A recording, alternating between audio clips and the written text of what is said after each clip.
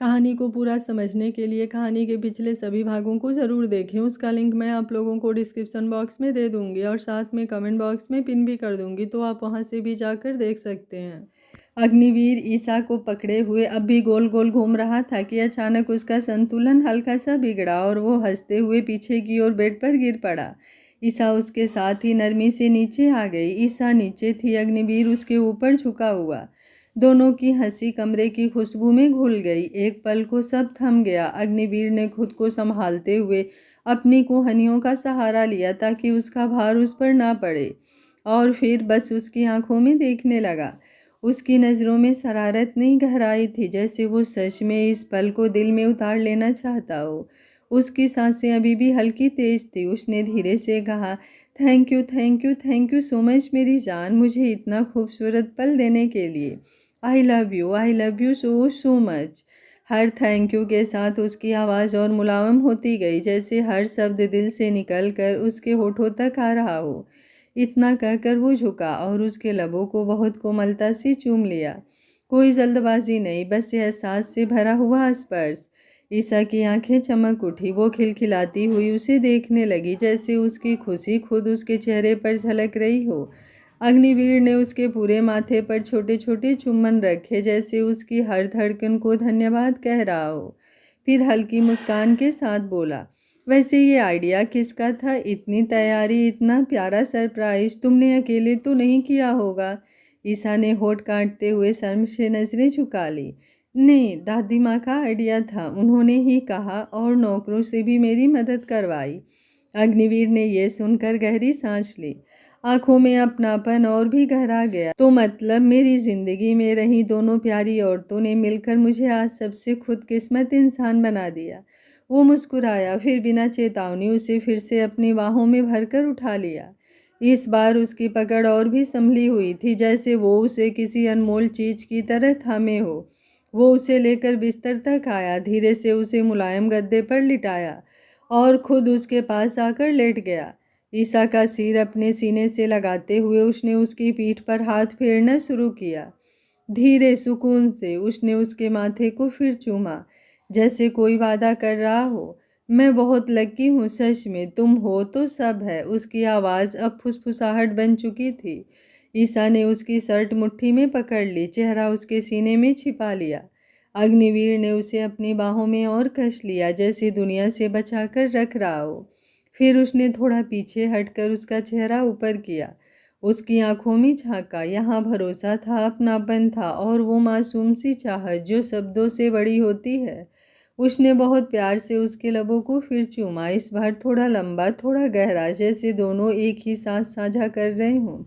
फिर अग्निवीर उसके लबों से उतरते हुए उसके गले तक आया। ईसा बिल्कुल सहम गई। अग्निवीर उसके चेहरे की तरफ देखने लगा, जैसे बिना उसके इजाज़त के रिश्ते में आगे नहीं बढ़ने वाला था। ईसा स्वीटहार्ट क्या हुआ? ये बोलते हुए अग्निवीर पीछे की तरफ हटने लगा। ईसा ने आगे बढ़कर उसके हाथों को पकड़ लिया और नरमी से उसके अधरों को खुद में समेटने लगी। अग्निवीर के चेहरे पर गहरी मुस्कुराहट आ गई और वो भी अब इस रिश्ते को मुकम्मल करने की तरफ एक कदम बढ़ा चुका था। कमरे की रोशनी, गुलाबों की खुशबू और दो दिलों की धड़कनें सब एक लय में बंध गई। उस पल में कोई जल्दबाजी नहीं थी, कोई डर नहीं था। बस दो लोग थे जो एक दूसरे को पूरे दिल से अपना मान चुके थे और उसी अपनापन में खोए जा रहे थे। सुबह की हल्की रोशनी पर्दों की झिर्रियों से छनकर कमरे में उतर रही थी, जैसे रात की सारी मोहब्बत अब उजाले की गोद में सिमट आई हो। अग्निवीर की नींद धीरे धीरे खुली तो सबसे पहले उसकी नज़र सामने नहीं, अपनी बाहों में ठहरी उस नरम एहसास पर गई। ईसा उसके सीने से लगी हुई थी, बाल आधे उसके कंधे पर बिखरे, सांसें अब शांत, चेहरे पर वो सुकून जो सिर्फ भरोसे से आता है। उसने बिना हिले बस उसे देखा, जैसे यकीन कर लेना चाहता हो कि ये सपना नहीं है। उसकी उंगलियां खुद ब खुद उसके गाल के पास आकर रुकी, बहुत हल्के से छुआ और ईसा की पलकें फड़फड़ाई। उसने उनिंदी मुस्कान के साथ ऊपर देखा और अग्निवीर की आंखों में वही गर्माहट थी जो रात भर थी, पर अब उसमें सुबह की शरारत भी घुल गई थी। उसने झुककर उसके लबों को अपने लबों से थाम लिया। जल्दबाजी नहीं, पर गहराई थी, जैसे सुबह का पहला एहसास उसी से शुरू होना चाहिए। ईसा की उंगलियां उसके कंधे पर कस गई। उसने हल्का सा हंसकर आंखें बंद कर ली और अग्निवीर ने उसके माथे, पलकों और गालों पर छोटे छोटे चुम्बन रख दिए।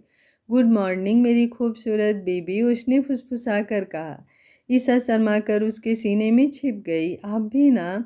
उसकी आवाज़ में मुस्कान थी। अग्निवीर ने उसे अचानक अपनी गोद में उठा लिया और हंसते हुए बोला, आज का दिन ऐसे ही शुरू होगा हमारे प्यार से। वो उसे गोद में लेकर वॉशरूम की तरफ बढ़ गया। ईसा ने उसकी गर्दन कसकर पकड़ ली। दरवाज़ा बंद हुआ। भीतर पानी की बूंदों की आवाज़ घुली और सुबह की ठंडक उनके बीच की गर्माहट में पिघल गई।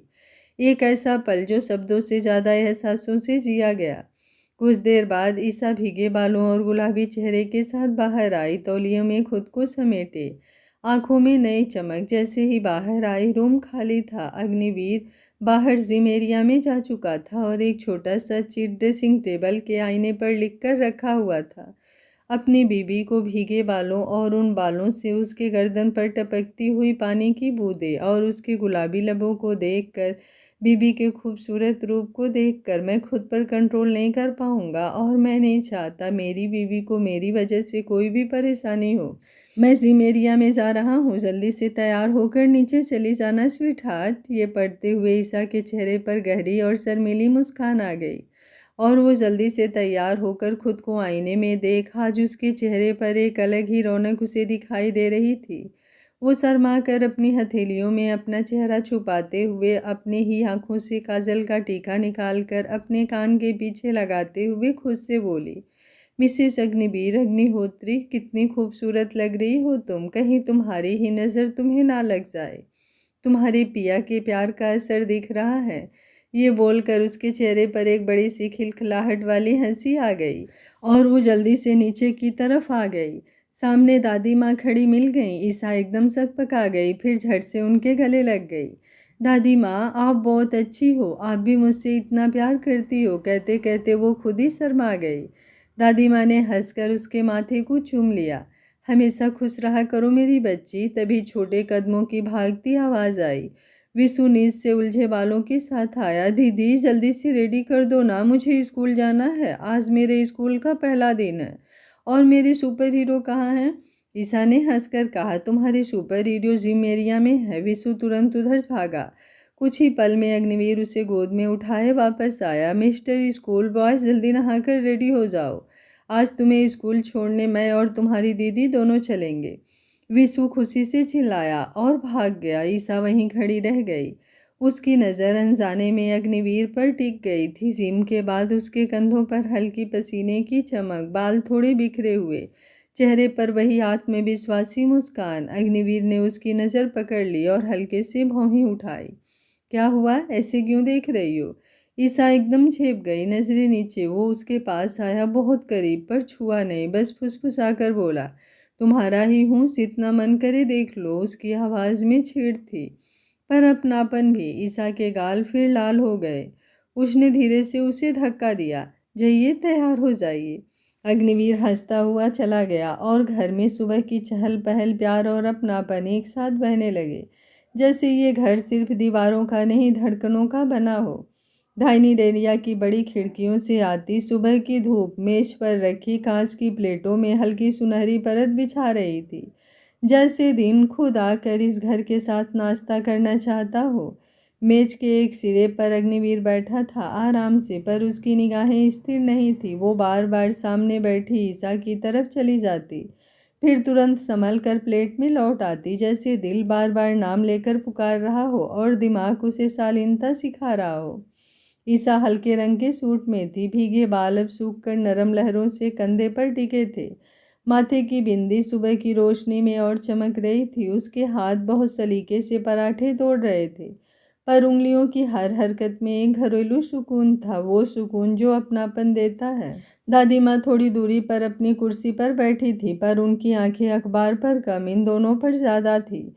वो कुछ कह नहीं रही थी, पर उनके चेहरे पर वो संतोष था जो सिर्फ बुजुर्गों को मिलता है।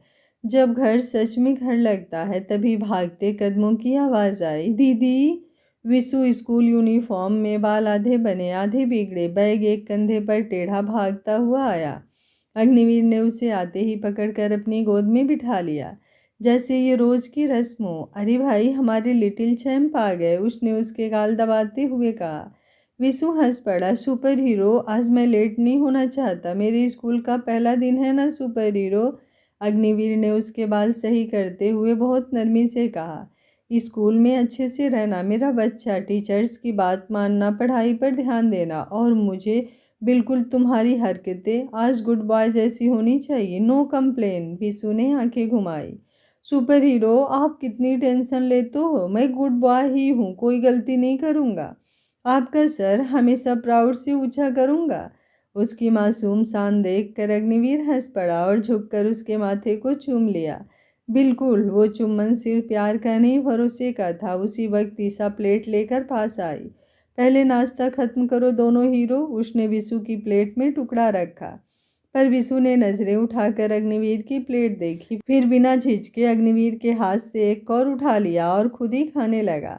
अरे, ईसा ने हल्की नकली सख्ती से कहा। विशु तुरंत बोला, दीदी गुस्सा मत हो ना आप, अगली बाइट आपका खा लूंगा। पर ये सुपर हीरो वाली बाइट थी ना। मेज पर हंसी फैल गई। ईसा के होठों पर मुस्कान आ गई, धीमी गहरी। उसने कुछ नहीं कहा, पर अंदर कहीं एक लहर सी उठी। तुम नहीं जानते विशु, तुम्हारा इस तरह इनके पास आना, तुम्हारा इनके साथ यूं घुल जाना, और अग्निवीर का तुम्हें इतना प्यार और सम्मान देना मेरे दिल को कितना सुकून देता है। जैसे ये रिश्ता सिर्फ शब्दों से नहीं, सांसों से बन रहा हो। अग्निवीर ने चुपचाप ये भाव पढ़ लिए। उसकी नजरें एक पल को ईसा पर टिकी, ना कोई इशारा, ना कोई बात, बस एक मौन समझ। दादी माँ ने ये तीनों देखे और उनके बीच मुस्कुराती ईसा, और उन्होंने चुपके से उंगलियां मोड़कर नजर उतार ली, होठों पर बुदबुदाई। बुरी नजर ना लगे मेरे घर को। उस सुबह नाश्ता सिर्फ खाना नहीं था, वो 3 धड़कनों के साथ बैठकर एक रफ्तार पकड़ना था, जहाँ प्यार दिखाया नहीं जाता, जिया जाता है। सुबह की हल्की भाग दौड़ में भी आज घर के माहौल में एक अलग ही मिठास थी, जैसे हर चीज़ जानती हो कि विशु का स्कूल का पहला दिन है और ये पल यादों में बहुत लंबे समय तक रहने वाला है। गेट के पास कार तैयार खड़ी थी। विशु अपना छोटा सा बैग सीने से लगाए बार बार कुछ पूछ रहा था, और हर जवाब से पहले खुद ही उत्साह में बोल देता। ईसा ने उसकी शर्ट का कॉलर सीधा किया, बालों पर हाथ फेरा और फिर अग्निवीर की तरफ देखा। आप लोग चले जाइए, आपको ऑफिस भी जाना है ना, मैं बाद में उधर से कैसे आऊँगी। उसकी आवाज़ में जिम्मेदारी थी, पर हल्की सी झिझक भी। अग्निवीर ने कार की चाबी घुमाते हुए उसकी तरफ देखा, आंखों में वही भरोसा। तुम चलो मेरे साथ, विशु का पहला दिन है ना, हम दोनों उसे साथ में स्कूल छोड़ेंगे। वापस कैसे आएंगे वो मेरी जिम्मेदारी है। उस एक वाक्य ने ईसा के भीतर की आधी चिंता वहीं खत्म कर दी। तीनों कार में बैठे, आगे अग्निवीर, पीछे ईसा और विशु, जो खिड़की से बाहर हर चीज को ऐसे देख रहा था जैसे दुनिया आज ही शुरू हुई हो। स्कूल का बड़ा सा गेट दिखते ही उसकी सांसें और तेज हो गई। कार रुकी, अग्निवीर उतरा, फिर पीछे का दरवाजा खोलकर विशु का हाथ पकड़कर बाहर उतरा। ईसा भी साथ चली। स्कूल की बिल्डिंग सामने थी, रंगीन, बड़ी, बच्चों की आवाज़ों से भरी। विशु ने एक पल दोनों की उंगलियां पकड़ी, फिर बहादुरी दिखाते हुए बोला, मैं जा रहा हूँ, शाम को बताऊंगा सब क्या क्या हुआ है स्कूल में। अग्निवीर झुका, उसके माथे को चूम लिया। चैंपियन बनकर आना। ईसा ने उसे गले लगाया, आंखें हल्की भीग आई, पर मुस्कान बनी रही। वे उसे अंदर गेट तक छोड़कर बाहर लौटे। बाहर आते ही अग्निवीर ने मोबाइल निकालकर एक छोटा सा मैसेज भेजा। कुछ ही मिनटों में स्कूल के सामने एक और कार आकर रुकी। घर का ड्राइवर। ईसा ने चौंक कर देखा, फिर अग्निवीर की तरफ। उसने बस हल्की सी आंख दबाकर इशारा किया, जैसे कह रहा हो मैंने कहा था ना। ड्राइवर ने दरवाजा खोल दिया था। ईसा आगे बढ़ी ही थी कि अचानक उसकी कलाई पर गर्म उंगलियों का हल्का सा स्पर्श रुका। उसने मुड़कर देखा, अग्निवीर था, आंखों में शरारत की नरमी। अपनी हबी को ऐसी कोई छोड़कर जाता है क्या, बिना किस दिए। उसने धीमे पर साफ कहा। ईसा का चेहरा पल भर में गुलाबी हो गया। उसने जल्दी से चारों तरफ देखा, यहाँ बहुत लोग हैं। उसकी आवाज़ फुसफुसाहट बन गई। अग्निवीर हल्का सा झुका, मुस्कुराया, तो क्या हुआ, तुम मेरी ऑफिशियल वाइस हो। इससे पहले कि वो और कुछ कह पाती, ईसा ने झट से आगे बढ़कर उसके गाल पर एक छोटा सा झिझक भरा चुम्बन रख दिया, इतना हल्का कि हवा भी शर्मा जाए। पर इतना सच्चा कि दिल भर आए। अग्निवीर एक सेकंड को सच में रुक गया, जैसे ये छोटा सा पल पूरे दिन की ताकत बन गया हो। अब ठीक है, उसने मुस्कुराते हुए कहा और अपनी कार की तरफ बढ़ गई। ईसा ड्राइवर वाली कार में बैठी थी। शीशा नीचे किया, हाथ हिलाया। अग्निवीर ने भी हाथ उठाया। ना कोई बड़ी बात, ना कोई दिखावा, बस दो लोगों के बीच वो सहज अपनापन जो रोजमर्रा के पलों को भी खास बना देता है। कार आगे बढ़ गई, पर ईसा की मुस्कान अभी भी वहीं थी, गाल पर उस छोटे से स्पर्श की गर्मी लिए हुए। और अग्निवीर सड़क की तरफ देखते हुए भी भीतर से अजीब सी हल्की खुशी महसूस कर रहा था। ईसा की गाड़ी निकल जाने के बाद अग्निवीर आहें भरता हुआ अपने दिल पर हाथ रखकर अपने ऑफिस की तरफ निकल गया, और चेहरे पर एक बड़ी सी ना खत्म होने वाली स्माइल थी उसके। आज वो बेहद खूबसूरत और दिलकश लग रहा था, जो किसी की भी दिल चुराने के हद तक कातिल लग रहा था। हैंडसम तो वो था ही, उसके चेहरे की स्माइल आज और भी ज़्यादा कातिलाना लग रही थी। ऑफिस की बिल्डिंग आज अग्निवीर को अलग लग रही थी, जैसे दीवारों तक को पता हो कि उसके भीतर बहुत कुछ बदल चुका है। सुबह से वो लगातार काम में लगा था, पर आज उसके हाथों की रफ्तार में एक नई ऊर्जा थी। वो मीटिंग जो महीनों से अटकी हुई थी बड़े क्लाइंट के साथ, वही जिसके लिए उसने दिन रात एक कर दिया था, आज उसका फाइनल कॉल था। कॉन्फ्रेंस रूम में बैठा वो शांत दिख रहा था, पर अंदर धड़कनें स्थिर नहीं थी। सामने स्क्रीन पर चेहरे बदलते रहे, बातें होती रही, शर्तें रखी गई, जवाब दिए गए, फिर अचानक दूसरी तरफ से मुस्कुराहट आई। We are happy to move forward. बस इतना सुनना था, जैसे किसी ने भीतर जमी सारी मेहनत को एक नाम दे दिया हो। सफलता। कॉल खत्म हुआ, सबने हाथ मिलाए, पीठ थपथपाई, पर अग्निवीर का मन वही नहीं रुका। उसे पहली फुर्सत में जो याद आया वो घर था, दादी माँ का चेहरा और ईसा की वो मुस्कान जो कल रात उसके दिल में उतर गई थी। वो अपनी केबिन में गया, कुर्सी पर एक सेकंड बैठा, आंखें बंद की, फिर खुद ही हल्का सा हंस दिया। आज घर चलना चाहिए, उसने ज़रूरी निर्देश दिए, फाइल्स लॉक की और उम्मीद से जल्दी ऑफिस से निकल गया। घर के गेट में कार घुसी तो शाम की धूप हल्की सुनहरी हो चुकी थी। आंगन में वही अपनापन, वही सुकून। दादी माँ हाल में बैठी थी, हाथ में माला थी, पर नज़र दरवाजे पर। जैसे ही अग्निवीर अंदर आया, उसने बिना देर किए झुककर उनके पैर छुए। खुश रहो बेटा। उनके हाथ उसके सिर पर आकर ठहर गए। उसने ऊपर देखा, चेहरे पर बच्चों जैसी खुशी। दादी माँ, वो बड़ी डील थी ना, कन्फर्म हो गई। एक पल के लिए दादी माँ की आंखें चमक उठी, फिर उन्होंने उसे खड़ा करके अपने सीने से लगा लिया। वो छोटा पर पूरा आशीर्वाद भरा आलिंगन। मुझे पता था। उन्होंने उसके कंधे थपथपाए। मेरी लाडो, तेरी जिंदगी को खुशियों से भर देगी और तू बहुत ऊंचाइयों तक जाएगा। देखा वो कितनी लकी है तेरी जिंदगी में। कल ही तुम दोनों के जीवन की नई शुरुआत हुई और आज तुझे ये बड़ी जीत मिल गई। अग्निवीर थोड़ा चौंका, हल्की मुस्कान के साथ। दादी माँ, आपको कैसे? वो पूरा सवाल अभी पूछ भी नहीं पाया था कि दादी माँ ने आंखों में शरारती समझदारी भरकर कहा, तुझे क्या लगता है मुझे कुछ नहीं पता? मुझे सब पता है। बस मेरे दोनों बच्चे ऐसे ही खुश रहें, एक दूसरे को अपना कर प्यार करते रहें। मुझे और क्या चाहिए? मेरी लाडो मेरी जान है, वो मुझे सारी बातें बताती है।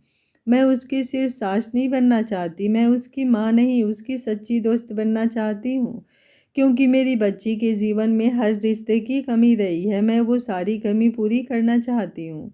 अग्निवीर चुप हो गया। वो सिर्फ सुन रहा था, जैसे हर शब्द जिम्मेदारी बनकर उसके भीतर उतर रहा हो।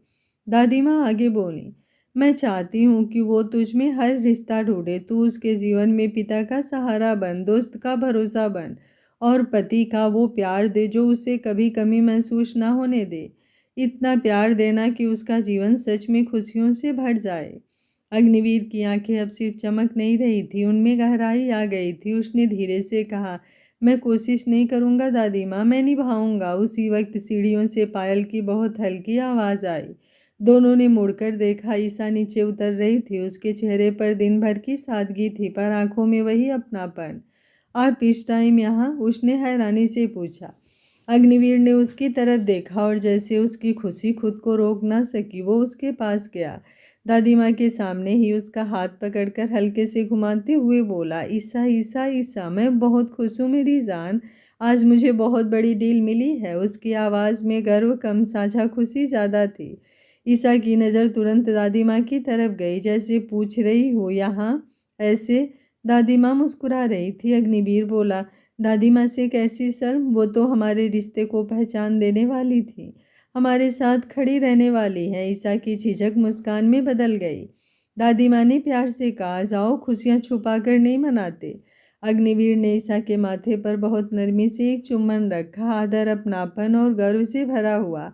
आज रात हम डिनर पर चलेंगे, उसने कहा, इस खुशी को सेलिब्रेट करेंगे साथ। ईसा ने धीमे से सिर हिलाया। उस एक छोटे से पल में तीनों के बीच सिर्फ शब्द नहीं थे, एक घर था, रिश्तों की स्वीकृति थी और वो भरोसा कि अब ये खुशियाँ किसी एक की नहीं, सबकी साझा थी। दादी माँ उन्हें देख रही थी, आंखों में तसल्ली थी, जैसे उनकी दुआओं ने सच में आकार लेना शुरू कर दिया हो। अग्निवीर अभी ईसा का हाथ था, मैं उसी उत्साह में कह ही रहा था, हम चारों आज शाम डिनर पर चलेंगे, बाहर अच्छे से सेलिब्रेट करेंगे कि बाहर गाड़ी रुकने की आवाज़ आई। अगले ही पल दरवाज़ा खुला और विशु की चहकती हुई आवाज़ पूरे घर में फैल गई, दीदी, सुपर हीरो, मैं आ गया। वो बैग एक कंधे से लटकाए, जूते आधे खुले, भागता हुआ अंदर आया और बिना रुके सीधा अग्निवीर की गोद में चढ़ गया।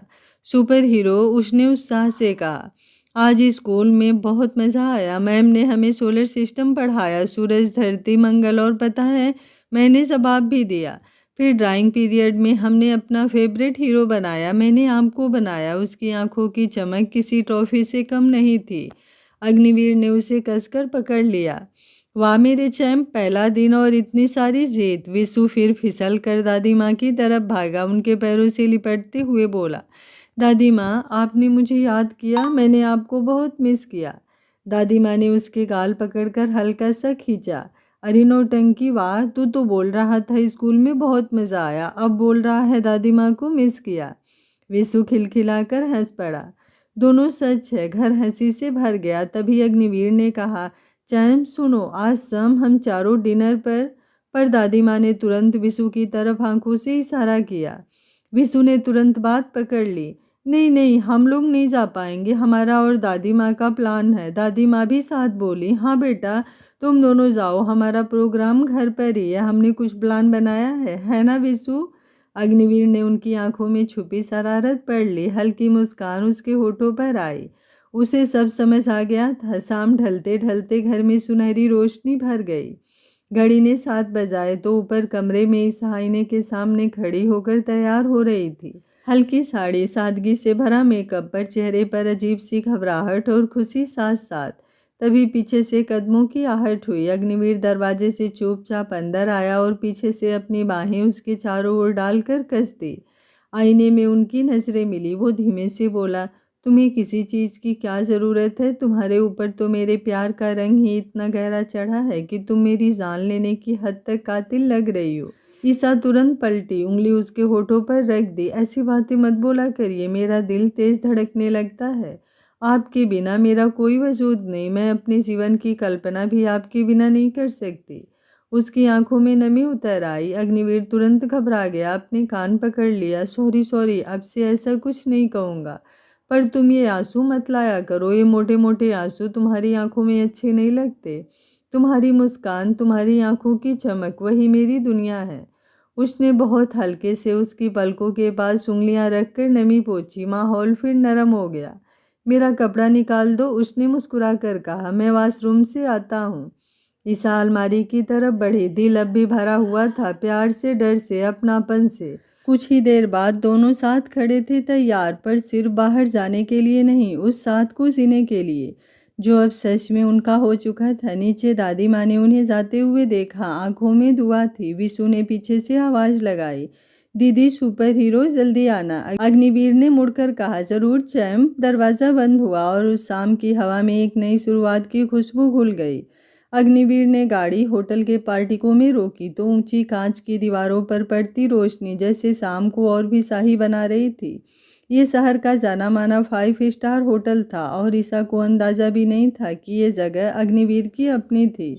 अंदर कदम रखते ही संगमरमर की चिकनी फर्श, छत से झूलते क्रिस्टल के झूमर और हवा में घुली हल्की सी महक, सब कुछ उसे किसी और ही दुनिया में ले गया। वो धीरे से उसके पास आकर चल रही थी। उसकी साड़ी का पल्लू उंगलियों में अटका हुआ था, आंखों में हल्की झिझक और भरोसा साथ साथ। अग्निवीर उसे सीधे उस कोने की टेबल तक लेकर गया जो पहले से सजी हुई थी। सफ़ेद कपड़े पर हल्की गुलाबी मोमबत्तियाँ, बीच में ताज़े फूल और आसपास इतनी दूरी कि वहाँ बैठा हर जोड़ा खुद की दुनिया में रह सके। उसने चेयर खींचकर ईसा को बैठाया। उसकी इस छोटी सी आदत में भी अपनापन झलक रहा था। पहले जूस उसने वेटर से कहा, फ्रेश ऑरेंज बिना आइस। फिर मुस्कुराकर ईसा की तरफ झुका, और खाना वही जो तुम्हें पसंद है। आज तुम्हें कुछ सोचने की ज़रूरत नहीं है। ईसा उसे देखती रह गई। ये सिर्फ डिनर नहीं था, ये उसके लिए समय निकालना था। तभी कुछ टेबल दूर से एक तेज आत्मविश्वासी आवाज़ आई, हे अग्नि। दोनों ने मुड़कर देखा। स्टाइलिश कपड़ों में एक लड़की खड़ी थी, चेहरे पर बनावटी सी मुस्कान। वो अग्निवीर के पास आई। ओ माय गॉड, सच में तुम ही हो। मैं तुम्हें देख रही हूँ। मैं आज ही लंदन से आई हूँ। सोचा था कल मिलूंगी, पर वहाँ मीटिंग के लिए आई थी, डिनर कर रही थी और नज़र तुम पर पड़ गई। अग्निवीर ने पहचान लिया। नेहा, कॉलेज। वो हंसी। फाइनली याद आया। उसकी नज़र ईसा पर गई, सिर से पांव तक एक नापती हुई नज़र। ओह, तो ये कौन है? अग्निवीर ने सहज स्वर में कहा, मेरी वाइफ ईसा। नेहा के होठों पर हल्की तिरछी मुस्कान आई। ओह वाइफ? उसने कुर्सी खींचकर बिना पूछे बैठते हुए कहा। अग्निवीर, तुमने शादी कर ली और बताया भी नहीं। अरे यार, हम कॉलेज फ्रेंड्स से, इतना तो बताना बनता था ना। फिर धीरे पर साफ आवाज़ में बोली, मुझे लगा था तुम्हारा स्टैंडर्ड थोड़ा अलग होगा। इंडिया में लड़कियों की कमी हो गई थी क्या? नंबर 1 बिजनेसमैन हो तुम इंडिया के। ईसा के हाथ जूस के गिलास पर ठिठक गए। उसकी आंखें झुक गई, पर चेहरा शांत रहा। अग्निवीर कुछ सेकंड उसे देखता रहा। उसकी पत्नी जो अपमान के बावजूद चुप बैठी थी। फिर वो धीरे से उठा। उसकी कुर्सी की हल्की आवाज़ भी उस पर भारी लग रही थी। उसने सीधा नेहा की तरफ देखा। नेहा, मेरी वाइफ के बारे में कुछ भी कहने का तुम्हें कोई हक नहीं है। उसकी आवाज़ ऊंची नहीं थी, पर हर शब्द में ठहराव और गुस्सा साफ था। अगर तुम मुझसे मिलना चाहती हो, पुरानी दोस्ती की बात करती हो, तो ठीक है, लेकिन अगर तुम मेरी पत्नी की बेइज्जती करोगी तो मैं एक सेकंड भी ये बर्दाश्त नहीं करूँगा। नेहा ने हंसकर बात हल्की करने की कोशिश की। ओ कॉमान, इतना सीरियस क्यों हो रहे हो? अग्निवीर ने बिना मुस्कुराए कहा।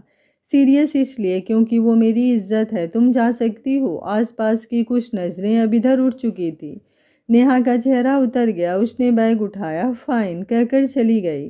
टेबल पर कुछ पल खामोशी पसरी रही। फिर अग्निवीर वापस बैठा। उसने धीरा से ईसा की तरफ देखा।